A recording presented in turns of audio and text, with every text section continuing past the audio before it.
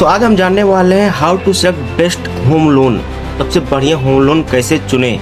अपना घर लेने के लिए हर किसी का सपना होता है और इसी सपने को पूरा करने के लिए लोग अक्सर जल्दीबाजी में एक ऐसी गलती कर बैठते हैं जो उन्हें अगले 20-30 सालों तक भारी पड़ती रहती है और वो उठते बैठते कोसते रहते हैं काश मैंने ये काम नहीं किया होता। क्योंकि होम लोन जो होता है लगभग 20 से 30 साल के बीच में होता है। पूरी जवानी 60 साल की होती है, जिसमें से आप 30 साल तो ऐसे निकाल दोगे तो बचा क्या आपके पास, घंटा। तो आज हम इसी के बारे में जानने वाले हैं, how to select home loan. तो वीडियो में बने रहिएगा। क्या आपने सोचा है सिर्फ 0.5% आपका यहाँ पे लाखों रुपए बचा सकता है होम लोन में। आपके लिए मामूली वर्ड लग रहा होगा, 0.5% कितना ही होता होगा, लेकिन ये बहुत बड़ा इम्पैक्ट डालता है अगर आप यहाँ पे होम लोन 20 से 30 साल के लिए लेते हैं तब। ठीक है, चाहे होम लोन हो या फिर कार लोन हो, अगर आप लंबे 20-30 साल के लोन ले रहे हैं तब ये अच्छा खासा फर्क डालता है।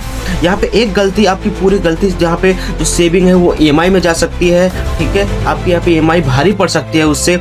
और आज हम इसी के बारे में जानने वाले हैं। तो बिल्कुल सरल भाषा में आपको समझाने वाला हूं कि होम लोन कैसे चुने और यहाँ पे, ताकि जो आपका जो घर है वो आपका लगे, ना कि बैंक वालों का।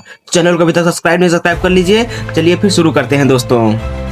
यहाँ पे आता है भैया इंटरेस्ट रेट कौन सा लें। इंटरेस्ट रेट मेनली दो प्रकार के होते हैं, फिक्स और यहाँ पे एक होता है फ्लोटिंग। आपको बता दूं जो फिक्स इंटरेस्ट रेट होता है वो पूरे अवधि तक, मान लीजिए आपने 30 साल का लोन लिया है तो 30 साल तक आपका फिक्स्ड इंटरेस्ट रेट होगा। मार्केट ऊपर चढ़े नीचे उतरे कुछ मतलब नहीं है, आपको यहाँ पे सेम आपको अमाउंट देना पड़ेगा। वही अगर आपका फ्लोटिंग इंटरेस्ट रेट अगर आप चुनते हैं तो अगर 30 साल में अगर कभी बैंक का RBI जो बैंक है वो कभी रेपो रेट कम करती है तो उसमें आपका यहाँ पे EMI या इंटरेस्ट रेट कम हो जाता है, इससे फ्लोटिंग रेट होता है।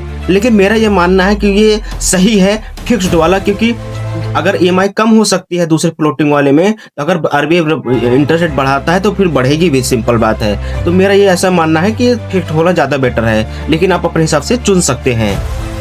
बात यहाँ पे प्रो टिप, आपको बता दूं प्रो टिप में ये है कि आजकल लोग ज्यादातर फ्लोटिंग रेट लेते हैं, क्योंकि समय अनुसार यहाँ पे RBI रेट क्या है कम ज्यादा करती रहती है। अगर कम करती है तो इंटरेस्ट रेट कम हो जाता है, लोग इसी चक्कर में लोन ले लेते हैं यहाँ पे फ्लोटिंग रेट पे। लेकिन इसमें एक ट्विस्ट होता है, अगर RBI रेट कम करती है तो बैंक क्या है, उसके पास दो ऑप्शन होते हैं। एक कुछ समय बाद, अगर आज कम किया है तो 6 महीने बाद लागू करेगी, आप 1 साल बाद लागू करेगी आपके में। ये एक होता है तुरंत लागू होता है। तो हमें कौन सा चाहिए, रेपो रेट, यानी कि जो आपको रेपो लिंक लैंडिंग रेट जिसे कहते हैं RLLR पर लोन ले रहा हो, आपको यहाँ पे लोन लेना है। ठीक है, हमेशा इस बात को पूछना कि RLLR पे ही लोन हमें देना, ताकि अगर RBI रेट कम करती है तो कल से या परसों से आपका यहाँ पे जो इंटरेस्ट रेट है उस पर वो कम हो जाता है, आपका इंटरेस्ट कम हो जाता है। तो सबसे बड़ी बात यह है कि हमेशा इसको बात को याद रखना।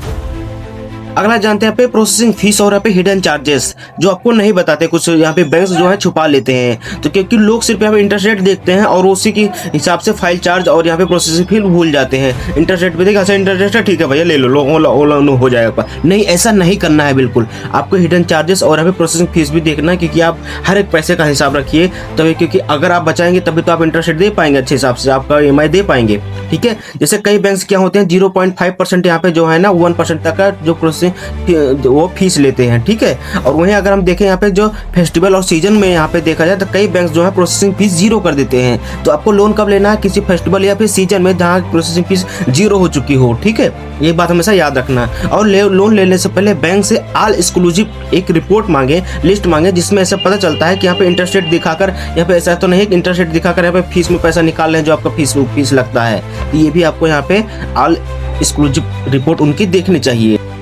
प्री पेमेंट और यहाँ पे लोन टेन्योर, यहाँ पे जितने लंबे समय के लिए दोस्तों आप लोन लेते हो वहाँ पे देखा जाए EMI उतनी ही कम होती है, लेकिन यहाँ पे इंटरेस्ट रेट बढ़ जाता है। इसको टैकल करने के लिए आप यहाँ पे ना कोशिश ये करें कि ऐसा लोन चुने जिसमें आपको प्री पेमेंट चार्ज ना देना पड़े। ठीक है, ऐसा आपको ये कंफर्म करना पड़ेगा लोन लेते समय कि प्री पेमेंट चार्जेस ना हो, क्योंकि यहाँ पे जो अगर आपके इसमें ये आपका फायदा ये है कि अगर आपके पास बीच में कोई अचानक से किसी प्रकार का पैसा, फालतू पैसा, कहीं से कुछ पैसा एक्स्ट्रा आपके पास आ जाता है तो आप वहाँ पे उस पैसे को चुका के अपना इंटरेस्ट रेट बचा सकते हैं।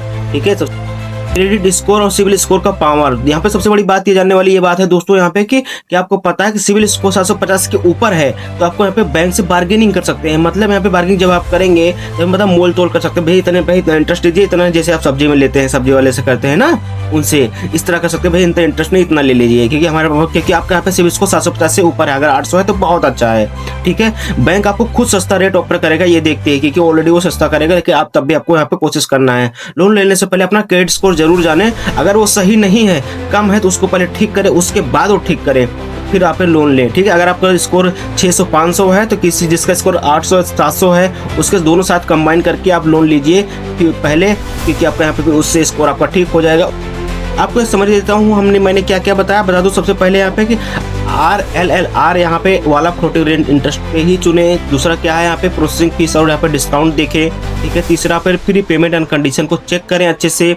और चौथा यहाँ पे हमेशा 3-4 बैंक कम से कम यहाँ पे आपको इन 3-4 बैंकों से कंपेरिजन करना है, तभी आपको यहाँ पे लोन लेना है, क्योंकि घर बार बार नहीं बनता। इसीलिए जो भी निर्णय ले सोच समझ के लिए, और उसमें आपकी आधी जवानी जाने वाली है, तो कम से कम प्लीज यार हाथ जोड़ के आपसे निवेदन है कि अब अपना जो होम लोन ले आपको, तो उसको बेस्ट अच्छे से सेलेक्ट करके और अच्छा से थोड़ा समय जरूर दें, जल्दीबाजी ना करें, तब लें। चैनल को अभी तक आपने सब्सक्राइब नहीं किया, सब्सक्राइब कर लीजिए, क्योंकि ऐसी इन्फॉर्मेशन मैं लेके आता रहता हूँ। मिलते हैं किसी नए वीडियो में किसी नए टॉपिक के साथ दोस्तों। जय हिंद।